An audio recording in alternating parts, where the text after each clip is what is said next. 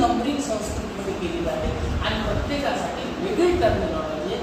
एवढी जगातली सगळ्यात समृद्ध भाषा म्हणजे Sanskrit. NASA want to make a super computer.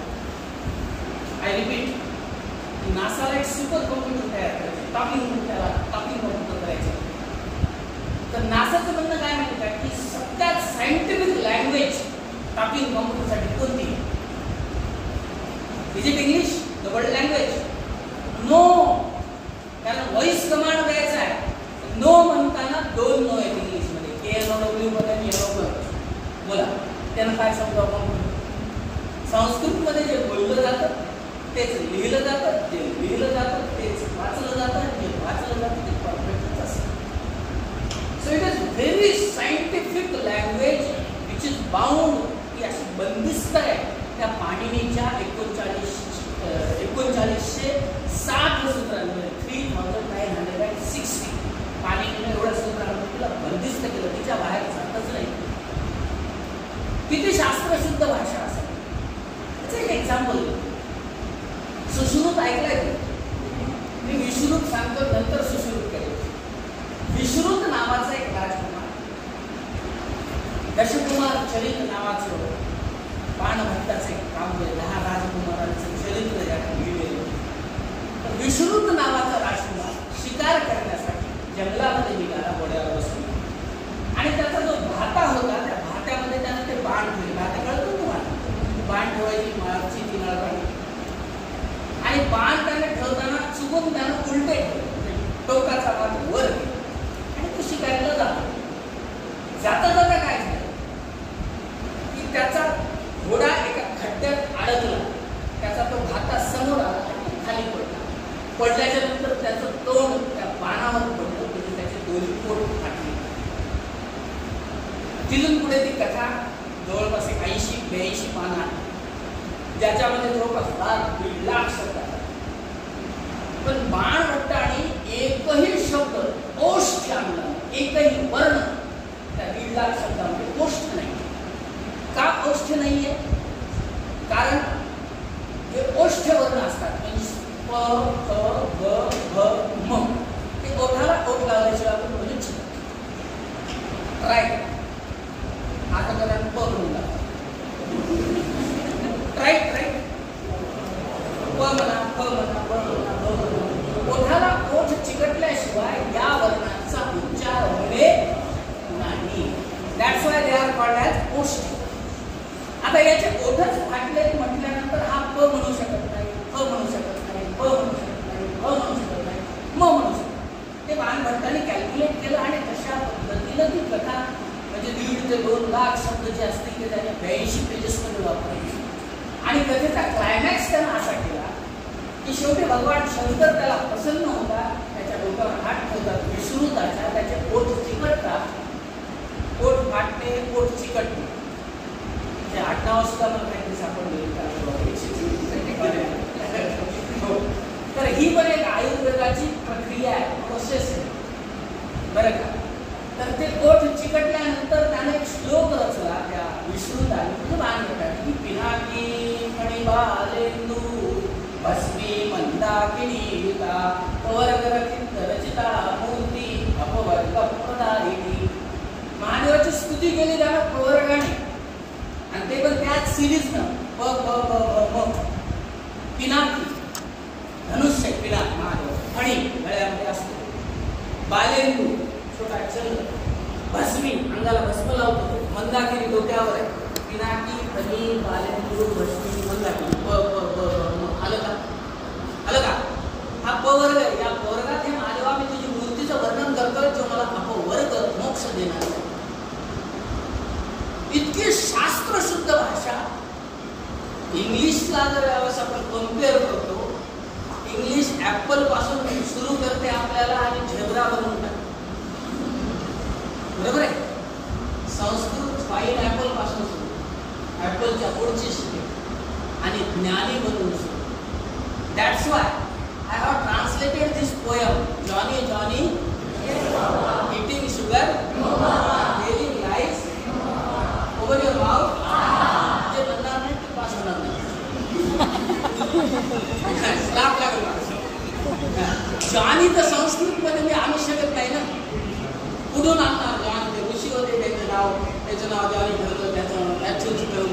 त्याचं डिसिजन वाटलं असं थोडीच होतं. मग त्या ज्ञानीला मी ज्ञानी केलं. आता बघा संस्कृतमध्ये आनंद घ्या. ज्ञानी ज्ञानी किमतात, ज्ञानी ज्ञानी किमतात, शर्कराम खादसी नहितात, असत्यम वदसी नहितात, मुखम उद्घाटय हा हा हा, मुखम उद्घाटय हा हा. झालं का ट्रान्सलेट संस्कृत? जगातली सगळ्यात सोपी भाषा कोणती माहिती का? संस्कृतच आहे. मी कशाला दुसऱ्या भाषेत नाव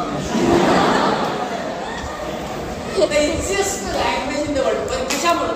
तुम्ही विचारलं का कसं काय असं? त्याचं कारण आहे. आय ईट अ मँगो असं वाक्य मला बोलायचं तर मला आयच्या ठिकाणी ठेवावं लागतं, ईटला ईटच्या ठिकाणी अ मँगो ईट आय असं म्हणलं तर ते वाक्य होत नाही. पण संस्कृतमध्ये अहम आम्रम खादामी, खादामी अहम आम्रम, आम्रम अहम खादामी, वन अँड द सेम. त्याचा अर्थच बदलत नाही. म्हणून तुम्हाला जो अन्वय लेखनाचा प्रश्न आहे ना, मॅडमने खूप मेहनत घेतली, खूप छान तयारी करून त्यातलं जे क्रियापद आहे ते फक्त वाक्याच्या शेवटी घाला तुम्ही. बाकी कुठलाही शब्द कुठेही घुसला कुठेही गेला तुम्हाला मार्ग मिळणार. दिस इज द ट्रिक. तो अन्वयाचा प्रश्न सॉल्व्ह करण्यासाठी ही ट्रिक आहे. आणि तुमच्या मॅथ्स संहिता सगळ्या संस्कृतात. तर ते तांडव केला कोणी? आणि पार्वतीने काय केलं? स्माईल. ताल तयार करा, डमरू वाजला 14 वेळेस, निनाद डक्का नवपंचवार, आणि त्यातून मग स्वर आणि व्यंजन तयार. स्वर आणि व्यंजनाला एकत्र करून अक्षर तयार केले. अर्थपूर्ण अक्षरांचा शब्द झाला आणि अर्थपूर्ण शब्दाचं वाक्य झालं. आणि या माध्यमातून विचार एकमेकांच्या तयार लागले, वाक्य तयार झाले. मग जगात साहित्य निर्मितीला सुरुवात झाली. जगातलं पहिलं लिटरेचर तयार झालं वेद. 4 वेद.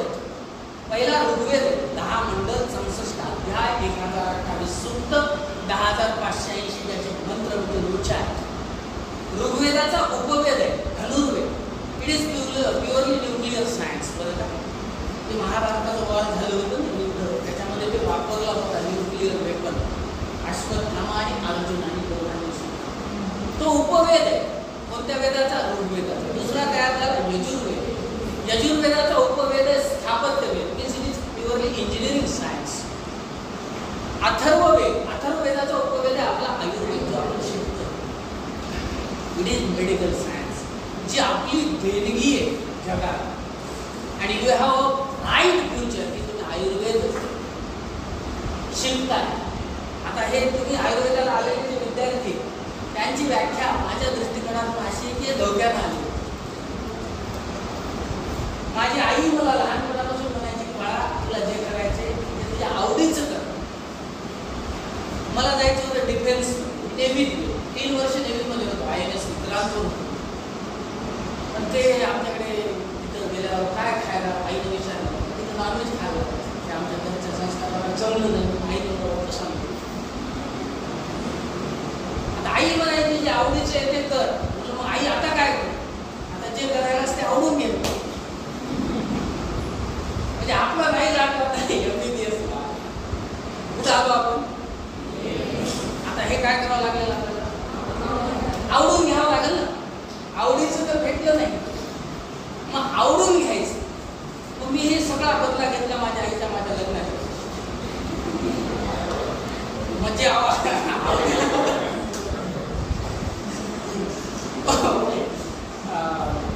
थोडंसं डायव्हर्ट झालं.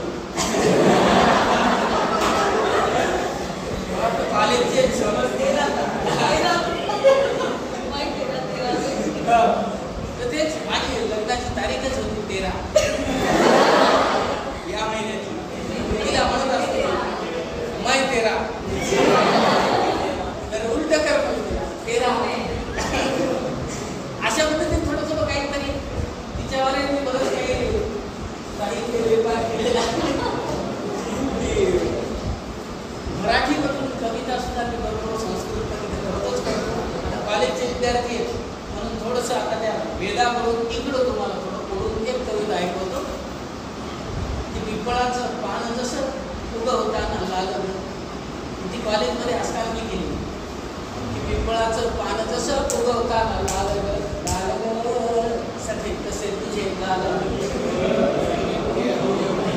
काळ्या काळ्या नागिनीची मंद मंद चाल ग, काळ्या काळ्या नागिनीची मंद मंद चाल ग, आणि चाल ग सखे तसे तुझे बाल ग, शब्द तुझे झाकीरच्या तबल्याचे बोल ग, बोल ग माझ्या सगळं बोल ग, ओठ तुझे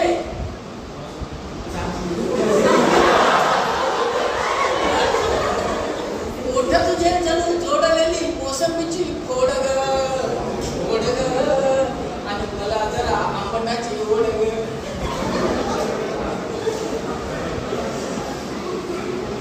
चला परत संस्कृती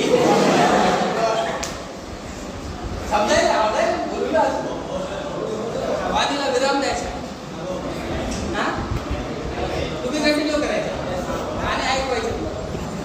मॅडमची डिमांडच आहे ती गाणे ऐकू, आपण मुलांना काय कळू द्या की संस्कृत खूप सोपं आहे. तर वेद निर्माण झाले, 4 वेदांचे 4 उपवेद तयार झाले, जगातलं पहिलं लिटरेचर म्हणजे साहित्य तयार झालं. त्यानंतर उपनिषद आले 10. कोणते 10 उपनिषद आहेत? ईश, केन, कठ, प्रश्न, मुंड, मांडुक्य, तित्तिर, ऐतरेय, छांदोग्य, बृहदारण्यक. 10 उपनिषद तयार झाले. साहित्य निर्मिती व्हायला लागली ना संस्कृत, आणि त्यानंतर आपले 2 आर्ष महाकाव्य तयार झाले. आर्ष म्हणजे ऋषी ऋषींनी लिहिले. त्यातलं पहिलं वाल्मिकींचं नाव आणि दुसरं व्यासांचं महाकाव्य. आता ज्या ज्या विद्यार्थ्यांना संहिता वाचन अवघड जातं त्यांनी एकच काम करायचं, त्यांनी एक छंद शिकून घ्यायचा. त्या छंदाचं नाव आहे अनुष्टुप छंद. ऐकलं का? अनुष्टुप छंदाचं नाव ऐकलं का? नाही म्हणून शकत नाही, मी बोलत असेल. I have told you twice. आता 4 का झालं.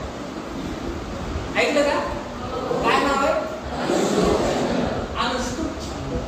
हा जर छंद तुम्ही शिकला, आता हा छंद आला पाहिजे. याला रिस्पॉन्सिबिलिटी वाल्मिकीची, महर्षी वाल्मिकी. दुपारच्या वेळेस स्नानाला जावं लागेल तमसा नावाच्या नदीला वाल्मिकी. मला एखादा प्रश्न विचार, दुपारी कसं काय आंघोळ करू लागली? सकाळचा काय प्रॉब्लेम होता का? विद्यार्थी काही पण प्रश्न विचारतात आणि काही पण उत्तर देतात. बरं का, ओरलमध्ये तर फार अनुभव आलेला असतो. मी एकाला विचारलं, बाबा विरुद्ध अर्थी शब्द सांगा. अँटिनॉम्स, विरुद्ध अर्थी कळतं? सकाळ, संध्याकाळ, दुपार. ठीक. आई, बाबा,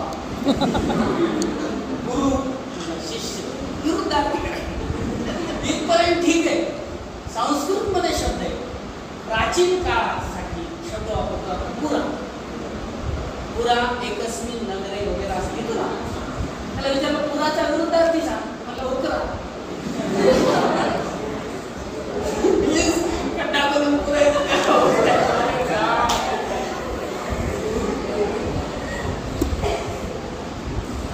ओके. तर वाल्मिकी दुपारी का स्नान करत होतात विचारलं.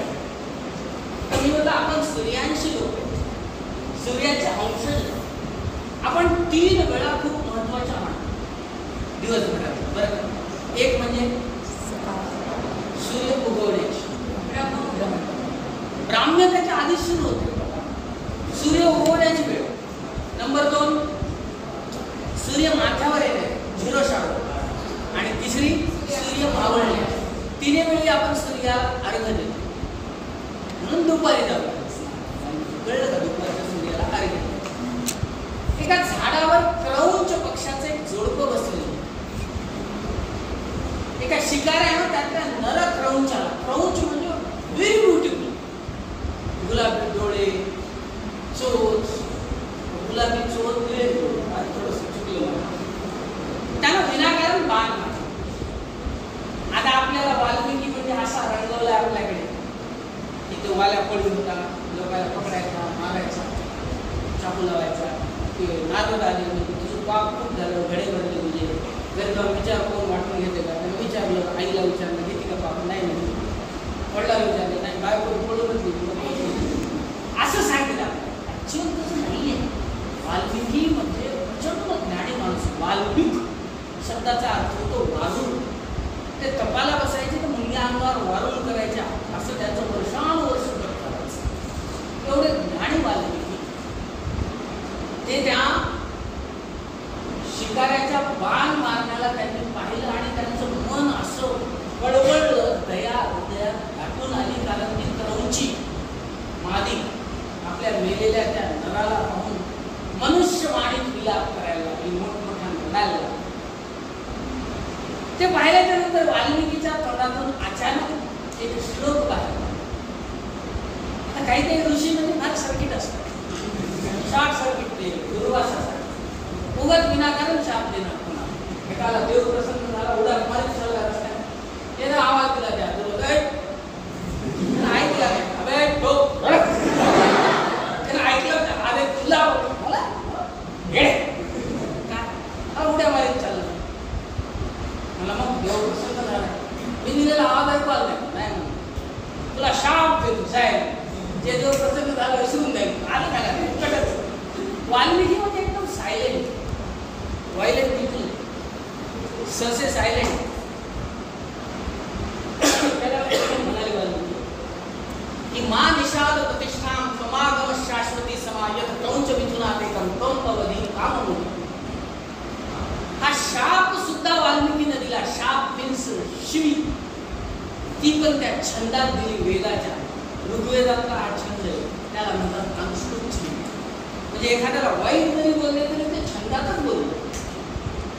अनुष्टुप छंद म्हणजे 8 अक्षरांचे 4 चरण असलेला श्लोक. मॅक्सिमम श्लोक या छंदात. यदा यदा हे धर्मस 8 शब्द, ग्लानिर भवति भारत 8च, अभ्युत्थानम अधर्मस्य 8च, तदात्मानं सृजाम्यहम् 8च. पुढे तो छंद वाल्मिकींनी स्वतः बाहेर काढला. वेदातून पण घरी आले, आश्रमात आले. He was restless. काय करून बसलो मी, शाप का दिला मी, तेवढा सायलेंट माणूस नाही, वाईट शब्द बाहेर पडला नाही, हे काय करून ही वॉज थिंकिंग. जेवले नाही. ब्रह्मदेव प्रकट झाले. ब्रह्मदेव म्हणले वाल्मिकीजी तुम्ही तो छंद बाहेर काढलेला आहे, तो अनुष्टुप नावाचा आहे, आणि याच छंदात तुम्ही आता काय करा, रामायण. रामस्य आयनम. आयन म्हणजे जीवन प्रवास. रामस्य म्हणजे रामाचा. रामाचा जीवन प्रवास याच छंदातल्या वाल्मिकींनी मांडी घातली होती. एका मांडीमध्ये मांडी न मोडता त्यांनी 24,000 श्लोक अनुष्टुप छंदात दिले. म्हणून त्या रामायणाचं दुसरं नाव चतुर्विंशती सहस्त्री संहिता असं म्हणतात. 24,000 श्लोकांची संहिता तयार झाली. आणि रामाचं आयन प्रवास, जीवन प्रवास कशासाठी होता, तर रावणाला मारायसाठी होता. रावण वध हा त्या जन्माचा उद्देश होता. कोण रावण? विश्रवाचा मुलगा. कोण विश्रवा? पुलस्तीचा मुलगा. म्हणून त्याचं तिसरं नाव होतं पौलस्त्य वध. आता यातला जर तो छंद तुम्ही शिकला, त्याला वाचायला जर तुम्ही शिकला, तुम्ही त्याला अभ्यासायला जर शिकला, त्याचा प्रोनाउन्स कसं करायचं, ब्रेक कुठे घ्यायचा, यती कोणत्या अक्षरावर द्यायची, कोणता स्वर उदात्त करायचा, कोणता अनुदात्त करायचा, कोणता स्वरित करायचा, कोणता आश्रित करायचा, हे जर एकदा लक्षात आलं तर संहिता वाचन म्हणजे एकदम असं चॉईस करून. माझं सगळं आयुर्वेद शिकणाऱ्या विद्यार्थ्यांना माझी कळकळीची विनंती की ही tip of your finger, I can see the future clearly. Next generation future येणार ते 2 कांडे म्हणून जन्म वरचं कांड विरघळून जाणार. पटरवर जसं विरघळतं बघितलं ना, इतकं मोबाईलला घासतो आपण.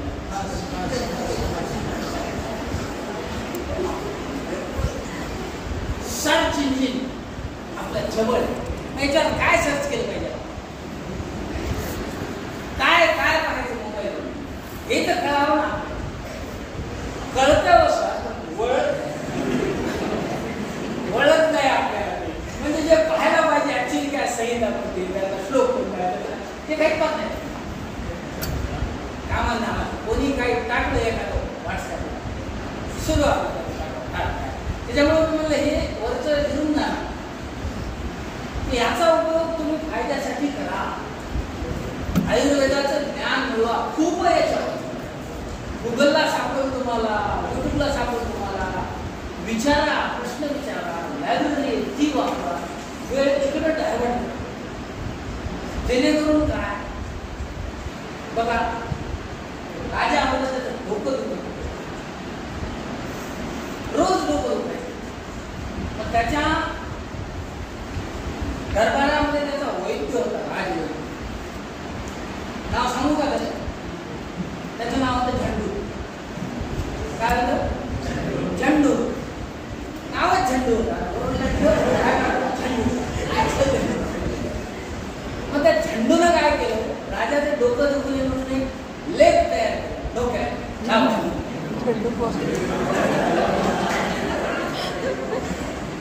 आज तो झेंडू बाम नावाने प्रसिद्ध झाला. अमेरिकेच्या मॉलमध्ये पण भेटतंय. त्या झेंडूच्या पुढच्या सगळ्या पिढ्या कोणालाच कमवायची गरजच नाही. मीन्स आपला जर फॉर्म्युला एखादा असा सक्सेस झाला, ते कैलास जीवन, ते पुण्याचं काय महाभंगराज, ते काहीतरी असं एखादं प्रॉडक्ट तुम्ही तयार करा, त्याचं पेटंट तुमच्या नावावर रजिस्टर करा आणि त्याच्यावर रिसर्च करा. जर तुमचा फॉर्म्युला सक्सेस झाला तर तुमच्या पुढ्या तुम्हाला झेंडू मिळतील.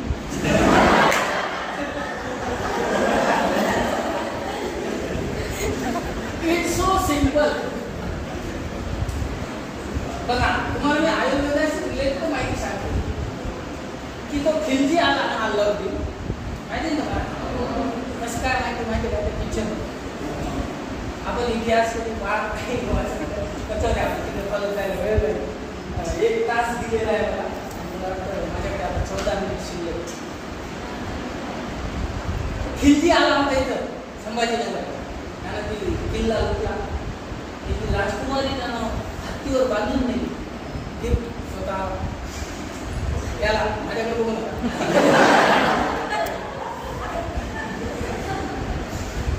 जाता जाता तो बिहार जवळ गेलेला असताना त्याचं उदर सुरू व्हायला, पोट दुखायला, ट्रिमेंडस ट्रबल, इतकं पोट दुखायला लागलं त्याचं. दुखणं सुरू झालं की पहिल्यांदा कोणी पेशंट सायकोलॉजी काय असणार, आधी आपण घरात काय सांगतो, पोहा खाया, सर्दी झाली का पोहा गरम करून वाजले, घरगुती उपाय असतात ना. मग ते नाही जमले तर मग आपण खाण्यापिण्यात बदल करतो. खान सामानाचा म्हणजे आचारी, अरे पोट दुखायला जरा काहीतरी बघ तेरड्यात ते टाकून त्याच्यात मग साफ देईल ते करून झालं. हाकीम झाले, त्याचं काही पोट राहील. मग त्याला कोणीतरी सांगितलं अनंत सेन नावाचा एक वैद्य त्याला बोलवा. त्याला बोलून आणल्याबरोबर खिलजीनं त्याच्या वजनावर बसवलं, त्याला सुवर्ण तुला केली, घेऊन त्याच्या घरी पाठवा. पुन्हा चांदी मोती हिरे सगळं लुटूनच आणलेलं होतं, त्याला कंडिशन मिळाली. आणि त्याला सांगितलं मला पोट दुखत आहे, मला तू तंदुरुस्त कर. आणि एक लक्षात ठेव, तू दिलेलं औषध मी घेणार नाही, क्योंकि हमारे दुश्मन मुल्क में हूं, क्या पता तो जहर खिला दे. दूसरी बात, मी तुमच्या कोणत्या देवाला मानतो, माझा अल्लाह एकच, त्याच्या पलीकडे मला देवत नाही. म्हणून तू सांगितले आता औषध नाही या देवाचं पाय भगवान नारळ ते आपले मग काय तुला बघ असं एवढे माझे क्रायटेरिया आहे. आणि मला जर तू बरं केलंस तर हे एवढं पाठवा तुझ्या घरी त्याच्या 4 पट देतो आपण, तुला तंदुरुस्त करतो मी तुला रोगमुक्त करतो.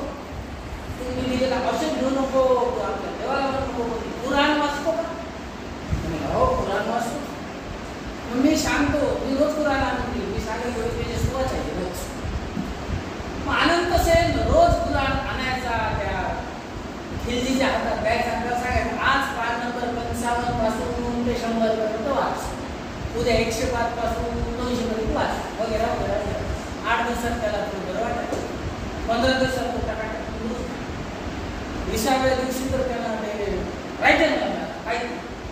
मग त्यानं अनंत सेनला विचारलं, पैसे वगैरे 30 वगैरे दिल्यावर की बाबा तू मला औषध दिलं नाहीस, तू उपासना सांगितली नाहीस, मी तंदुरुस्त झालो कसा? अँसर मी, मला उत्तर दे. पुराण तुला आणून द्यायचं, मग त्याच्या कानाला ते चाटण लावून म्हणायचं.